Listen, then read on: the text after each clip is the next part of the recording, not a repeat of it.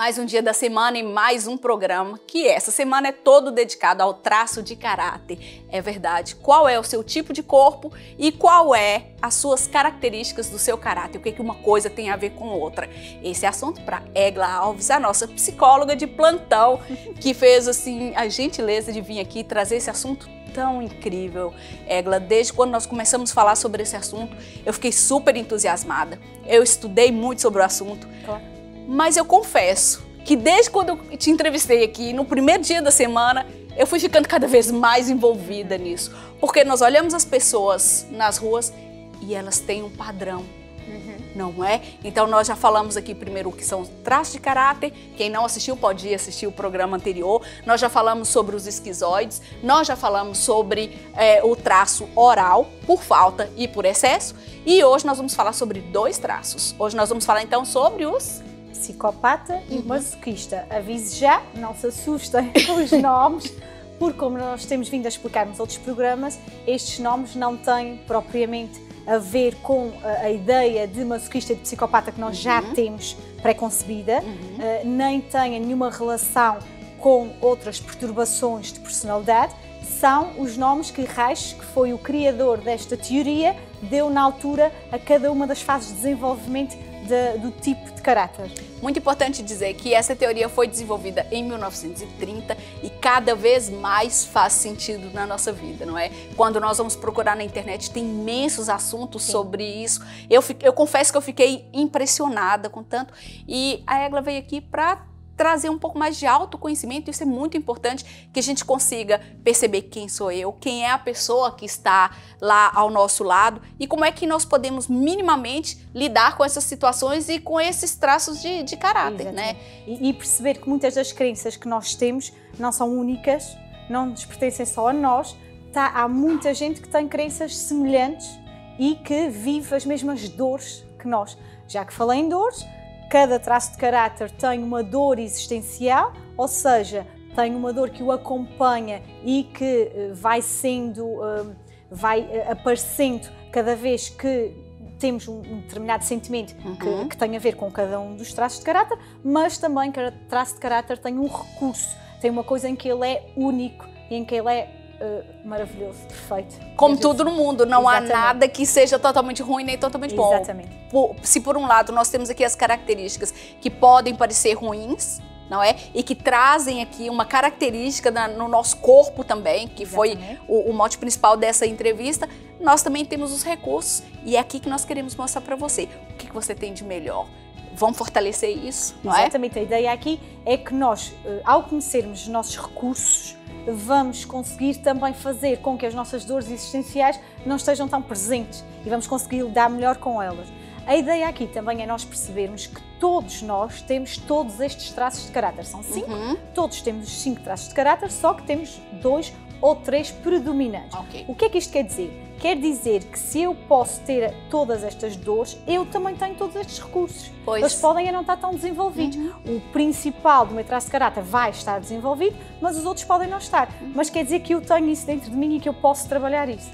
Quer dizer, se nós enxergamos, bom, eu tenho isso porque aconteceu isso comigo em determinada época, então não sou eu que provoco isso, isso não é porque eu sou uma má pessoa, não é? E eu tenho essas características boas, esses recursos, vamos fortalecer isso. Exatamente. Não é? E a nossa ideia neste programa é essa mesmo. Precisamente as pessoas conhecerem-se e fortalecerem os seus recursos. Muito bem. Falamos do esquizoide, falamos do oral e hoje nós vamos falar agora do psicopata. Quando as pessoas ouvem falar de psicopata, pensam aqueles psicopatas que assassinam. E, sim, esses que fazem isso tudo, realmente também têm este traço de caráter, mas são os chamados os psicopatas psicóticos. O psicopata neurótico, que é o mais normal, quer dizer assim, é a pessoa mais normal, é aquela que nós vamos falar hoje aqui. Quando é que acontece? Nós já percebemos com os outros que isto tudo acontece entre a gestação, quando estamos na barriga da nossa mãe, e os nossos 5 anos, o nosso desenvolvimento infantil, na primeira infância.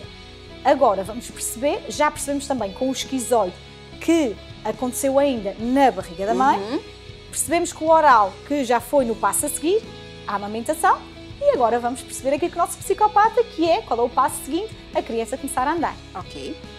Quando a criança começa a andar, mais ou menos à volta de 2 anos, o que é que acontece? A criança começa a tentar explorar o mundo, não é? A gente sabe, eles mexem em tudo e correm. E existem mães que são muito preocupadas, muito ansiosas, que vão logo atrás da criancinha e a puxam, e não podes, e olha que cais, e olha isto, e olha aquilo. A criança nesta fase tem necessidade de explorar. Claro que nós temos que a deixar explorar com cuidado e com consciência, mas tem essa necessidade. E muitas vezes as mães não percebem essa necessidade da criança e não a deixam explorar. A criança vai-se começar a sentir controlada, manipulada. Depois, as crianças nessas idades começam também a ter habilidades, não é? Ou são muito boas, começam a dizer umas palavrinhas, ou a fazer outra coisa qualquer engraçada, e então os pais começam a utilizar a criança como o seu troféu, a mostrar, olha, faz isto para os amigos do pai verem, para os amigos da mãe, faz.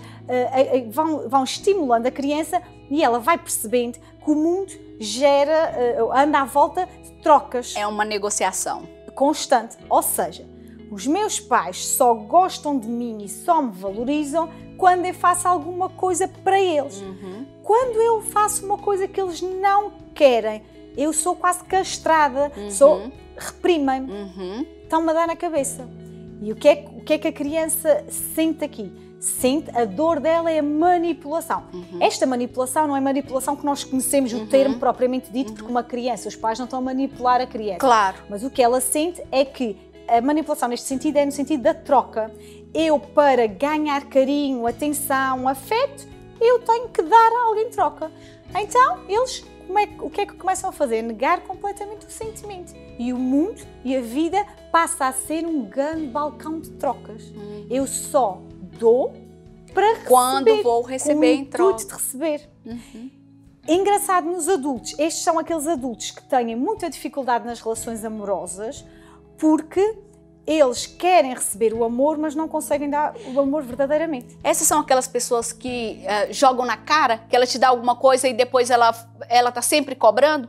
Ah, eu fiz isso por você. Sim, completamente. Não é? Até porque cobram sempre o que fizeram por nós. Estas pessoas em relação, elas têm uma tendência a dominar o outro. Eu tenho que dominar para estar por cima, porque se eu não dominar, eu vou me sentir inseguro. Eu não sei bem e a minha estrutura mental não aguenta isso. Então eu tenho que dominar. E como é que eu domino? Tem que controlar o ambiente. Exatamente, completamente. E eu domino por 3 formas diferentes. Eu domino a fazer-me de vítima, porque eu vou morrer se tu me deixares. Porque se tu não cuidares de mim, eu vou-me matar, eu vou fazer isto, eu vou fazer aquilo. Fazerem-se de vítima. Ou então fazer chantagem, lá está, vou-me matar. Se tu... Não é? E vão dominando através ou então pela sedução. Seduzem o outro e o outro acaba por ir. E às vezes até pode mesclar tudo isso. Completamente. Uma hora dá para depois chantagear depois. Esta sedução vou dizer o que tu queres ouvir, porque isto aqui, lá está, o intuito nunca é satisfazer o outro, é satisfazer a mim, que sou psicopata, como satisfazer a mim. De novo, é a lacuna que ficou na alma, não é? Sim. A lacuna que ficou ali na infância, de novo. E inconscientemente ele está fazendo aquilo sempre, de novo, com a necessidade de tampar aquele buraco, vamos dizer assim. Sim. Lá está, porque a criança não percebeu que o amor é gratuito. O amor dos pais, ou deveria ser gratuito. Não é? Que apesar dela fazer as neiras ou não, eu vou amá-la sempre. Por exemplo, eu tenho uma filha de 7 anos e ela diz muitas vezes, ela faz uma asneira, eu brigo com ela e ela a seguir diz-me, oh mãe, sabes porque é que eu não fico triste? Porque eu sei que tu me amas. E ela já me diz isso. Já tem consciência, ela tem consciência de que eu até posso brigar com ela e ficar triste naquele momento, mas eu não vou deixar de amar. A minha filha não vai ser psicopata de certeza. Sim, a força maior está ali. Não é? Ela percebe. Claro que as crianças às vezes também nos fazem manipulação e podemos logo ver os traços de psicopata, que são aquelas crianças que fazem birra por tudo e por nada. A birra da criança já é uma manipulação para nós. Já é. E nós temos que mostrar limites. Não se deixar levar. Estas pessoas, o que é que têm de muito bom? São aquelas pessoas, por exemplo, que têm relações duplas, são aquelas pessoas que conseguem ter duas relações e elas não saberem uma da outra, que conseguem enganar, extorquir dinheiro, conseguem fazer imensas... São aquelas pessoas que nós vemos às vezes a montar aquelas redes para enganar imensa gente. Pela internet. Exatamente. Esses são psicopatas. Ok. Mas... Tem muitos na nossa sociedade. Sim, eu ouvi uma entrevista muito interessante em que se dizia que a maior parte dos nossos políticos tem este traço de caráter. Até porque eles já escolhem isso. Exatamente, eles sabem manipular muito bem. Tem um livro muito interessante da Maria Beatriz, que é uma psiquiatra brasileira, que fala que, em média, 10% da população, ela fez mesmo um estudo gigante, que mostra que, no mínimo, 10% da população é psicopata. Exatamente. Veja como isso é altíssimo. Mas aí até estamos a falar de uma psicopatia diferente. Porque aí estamos a falar da psicopatia enquanto perturbação de personalidade. Aqui não. Mas tem muito a ver com... São níveis diferentes, mas estão ali, as características são parecidas. Sim, algumas são. O que é que esta pessoa tem de bom? Porque ela também tem coisas boas. Claro. Quando esta pessoa percebe que não tem que estar sempre nesse sistema de trocas, ou que as trocas podem ser boas em termos do grupo, do conjunto, lá está, quando a pessoa não está na dor, mas está a trabalhar os seus recursos, são os líderes, aquelas pessoas que lideram equipas, eles são excelentes líderes, eles motivam, eles sabem coordenar as pessoas e organizar. Porque sabem negociar. Exatamente. Aprenderam desde muito cedo. São muito bons em negócios, porque a negociação é a principal arma deles. Eles são espetaculares nisso. E não são muito emocionais, né? Não, são mais racionais. O que o psicopata faz, enquanto nós já falamos do esquizoide, e o esquizoide cortou, a racionalidade é uma coisa, a emoção é outra, e eles, em termos de emoção, não existe. Aqui existe, mas o psicopata nega. Porque se eu sentir, eu vou sentir que fui manipulado e vou sofrer. Então eu não quero nada disto. Acaba por ser muito interessante a dinâmica que eles têm. E eu há bocado falava do amor e da relação, e é muito isso, se eu der o meu amor e depois se aquela pessoa não me dá em troca a mesma coisa, eu fico por baixo nesta relação. Impossível. Não posso. Impossível. Isso é muito interessante. É fantástico. Voltamos de novo na questão do querer ser amado. Sim. Que foi o que nós falamos no primeiro programa, né? Desde o início, exatamente. Desde o início é a nossa necessidade de amor e de pertença. Portanto, corte o caminho, vai dando amor para toda a gente e vai se permitindo receber também. Sim. Isso é muito importante. Muitas vezes nós esquecemos de permitir receber também amor. Completamente. Não é? Estamos sempre criando uma barreira. A partir do momento que a gente fala, posso desarmar. Exatamente. É que é isso. Porque é uma certa... É uma certa decisão também, você concorda? Sim. Quando nós estamos adultos, nós temos que falar isso era coisa de criança. E como já falamos no outro programa, e a Egla falou muito bem, se não consegue com recursos próprios, procura outra pessoa, procura um profissional. Procurar ajuda, sim, porque às vezes é preciso. Estes traumas, nem sempre nós conseguimos ultrapassá-los sozinhos, o que nós temos é que pedir ajuda, porque não é vergonha nenhuma. Então já falamos do psicopata, agora vamos falar do... Masoquista. Masoquista. É uma palavra que a gente ouve falar também muito do masoquista. Exatamente. Mas que aqui também tem uma conotação completamente diferente. Sim. O masoquista, lá está, vamos continuar aqui no nosso desenvolvimento. A criança já começou a andar e a seguir é o quê? A altura do desfralde. Ok. Ou seja, vamos tirar a fralda. E o que é que acontece aqui na criança nesta altura?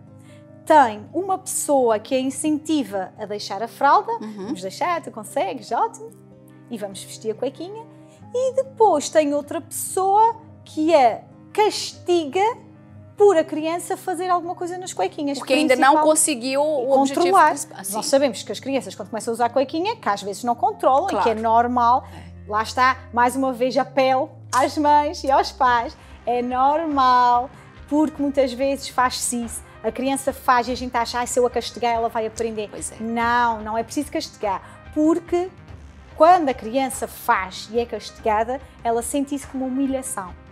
E vai ser a dor aqui do nosso masoquista, vai ser a humilhação.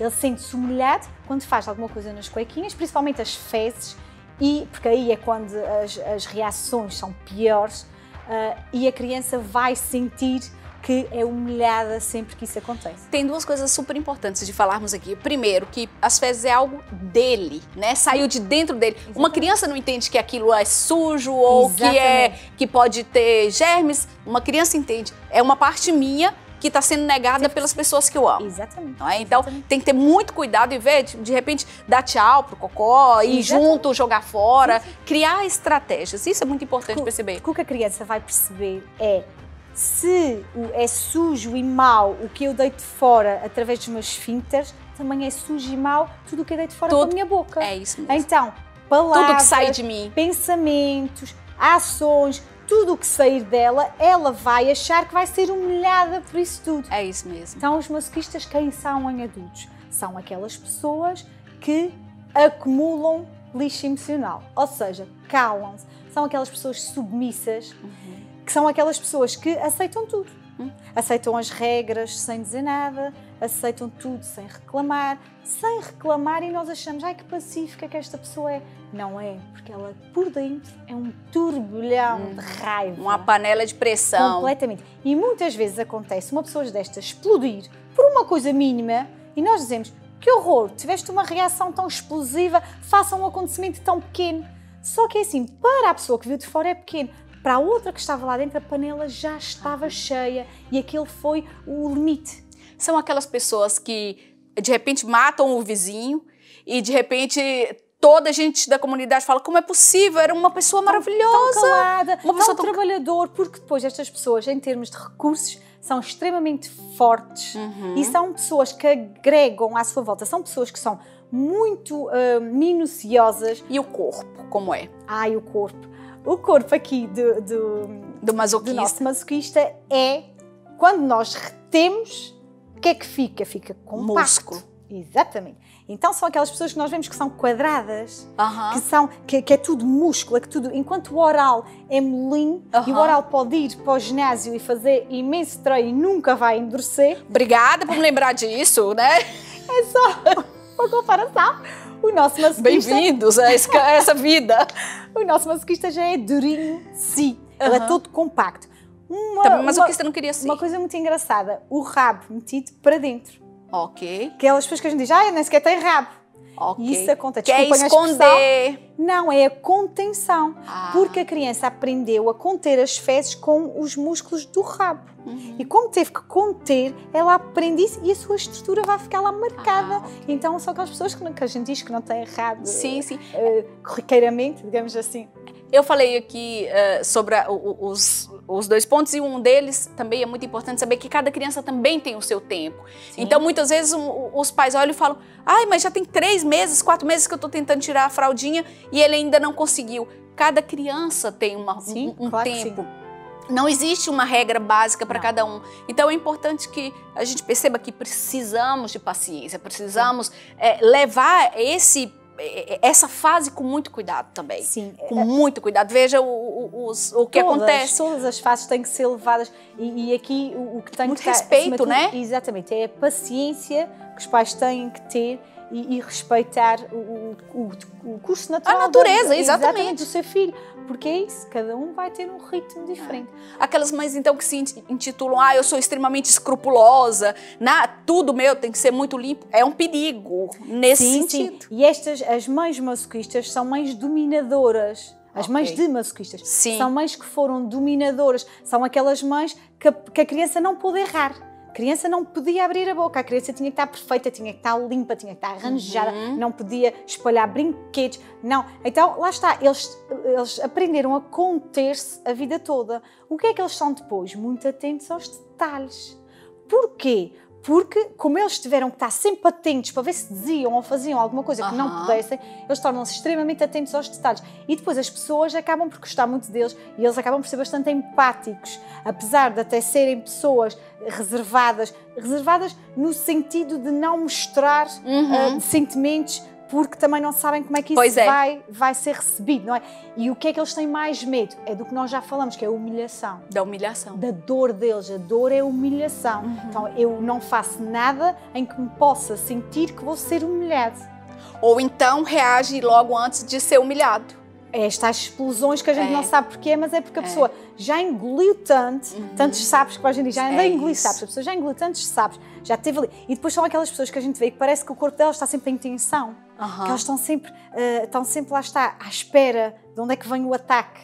É incrível como faz sentido esse tema, cada vez mais. Sim, sim. Hoje nós falamos sobre 2 temas e nós ainda temos mais uma entrevista que vamos falar sobre o rígido. Exatamente. Ou seja, são 5 traços de caráter e nós já vimos 4 traços. No próximo programa nós vamos falar sobre o traço rígido. Já viu que não dá para perder, não é? Se você chegou aqui agora nessa entrevista, tem outras 4 para trás que vale muito a pena assistir toda essa série dessa semana que nós preparamos com muito carinho. A Egla, apesar de ser uma expert, ainda estudou muito durante essa semana para preparar tudo isso, porque o assunto é realmente fantástico, sempre com o mesmo objetivo, que a gente esteja cada vez melhores.